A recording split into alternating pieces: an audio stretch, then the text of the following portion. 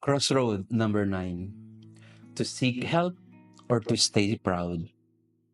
We read from our first reading, Thursday of the first week of Lent, from the book of Esther. She lay, referring to Esther, prostrate upon the ground, together with her handmaids, from morning until evening, and said, God of Abraham, God of Isaac, and God of Jacob, blessed are you. Help me, who am alone, and have no help but you, for I am taking my life in my hand. As a child, I used to hear from the books of my forefathers that you, O Lord, always free those who are pleasing to you. Now, help me, who am alone and have no one but you, O Lord, my God. Crossroad for today. Shall we seek help or shall we stay proud? Maraming beses po, masyado tayong mayabang. Sa mga sarili natin, akala natin ay kaya natin, alam natin, di natin kailangan ang iba. Hindi natin kailangan ng Panginoon sa ating buhay.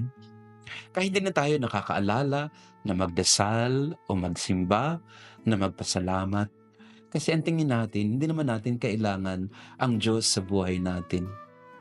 Satan, my dear friends, many times he appears to us not as some evil person. Kasi pag ganoon ang strategy ni Satan, we will despise him. We will not like him at all. Many times, Satan comes to us and just tells us, you don't need God in your life. You can do it in your own. You are good already and you are the best. So you don't need to rely on the Lord or any God at all. In our modern life today, maraming mga tao, ang tingin nila sa sarili ay kaya nila ang lahat at hindi na kailangan ng tulong ng kapwa o lalo tigit ng tulong ng Panginoon. But Queen Esther, in our first reading, she could not turn to anyone else except the Lord. So she pleaded to the Lord, Lord, help me, help me. I turn to no one else. I can turn to no one else except you.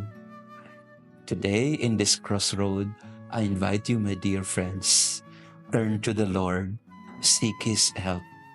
He will come to our rescue. He comes to save us.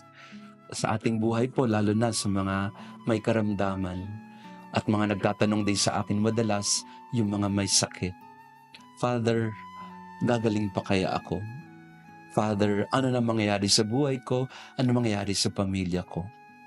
Madalas po, wala din akong sagot kasi hindi ko rin alam kung ano ang maitutulong ko. All I can do many times is to tell them, we cling to the Lord, we turn to the Lord. He knows what is best. He can help us the best way. We cling to Him. He is our help in our need.